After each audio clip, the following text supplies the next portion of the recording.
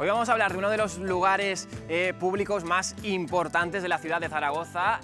Lo es y lo ha sido también siempre. Maribel Estebanez, muy buenas tardes. Buenas tardes. Hablamos de la Plaza del Pilar. Hablamos de la Plaza del Pilar, sí, un sitio, un lugar por el que pasamos todos montones de veces y bueno, hay una expresión que constantemente te ocurre, te dicen con eso y con cualquier otra cosa. Esto lleva así toda la vida.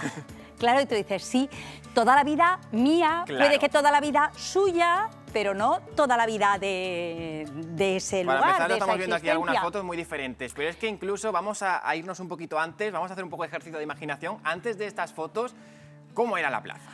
Bueno, tenemos que retroceder bastante y tenemos que ir a una iglesia románica, muchísimo más pequeña que lo que es el templo actual, y en la plaza estaría el cementerio, el fosal. Algo muy típico. En todas las iglesias, en casi todas las iglesias, cuando uno recorre las ciudades y ve esas parroquias, esas iglesias, con una plazoleta al lado y dice, ¡ay, mira qué mona la plazoleta, qué recoleta! Pues era el antiguo fosal, el antiguo cementerio de la parroquia. Así que ahí estuvo el fosal, lo sabemos perfectamente. Sabemos que luego hubo una plaza. Por lo menos hacia el siglo XV lo sabemos seguro. Y lo sabemos porque hubo un pleito bastante largo entre el Cabildo del Pilar y el concejo de la ciudad, porque en la plaza era el lugar donde se vendía el pescado, tanto fresco como en salazón. Y claro, el pescado tiene un olorcico un poco especial. ¿Por qué no se vendía en la Plaza del Mercado, que está en la zona entre las murallas romanas y el barrio de San Pablo?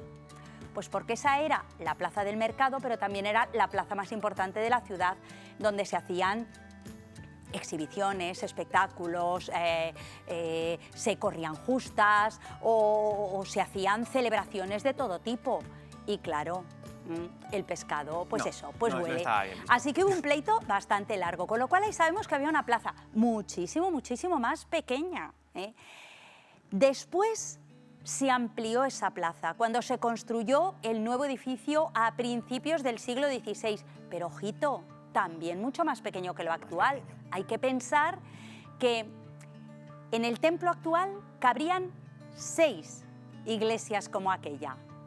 Así que para que nos hagamos una idea de las empecemos a calcular las dimensiones.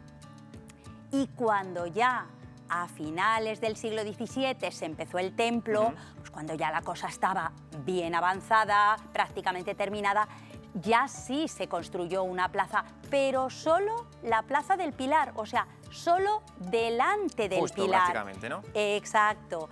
En realidad en esa zona había 3 plazas. Sería este plano, más o menos, sería aquí justo, eso sería, ¿no? Exacto, sí, justamente esto. En toda esta zona, que ahora tenemos una plaza tan enorme, había como 3 plazas. Una pequeñita delante del Aseo, bastantes edificios entre el Aseo y el Pilar, y luego edificios también que le separaban de San Juan de los Panetes. Y en la parte de la Fuente de la Hispanidad... Esa fuente es chulísima. Esa fue la última reforma que se hizo precisamente para el 5º centenario del descubrimiento de América. Ahí la tenemos toda Iberoamérica, porque por ahí arriba continúa la zona de México. Está marcada en baldosas en el suelo. Y yo tengo una duda porque no entiendo nunca esos prismas ahí de abajo de hormigón. De mármol no y sé hormigón. qué pintan. Pues son las 3 carabelas rumbo a América. Un poquito desviadas nos las han puesto, porque desde luego si Colón hubiese tomado ese rumbo, mal asunto. Bueno, Maribel, qué suerte tenemos de tenerte en Esta es mi tierra, cuánto aprendemos y cuánto descubrimos de la historia. Muchísimas gracias, un viernes más.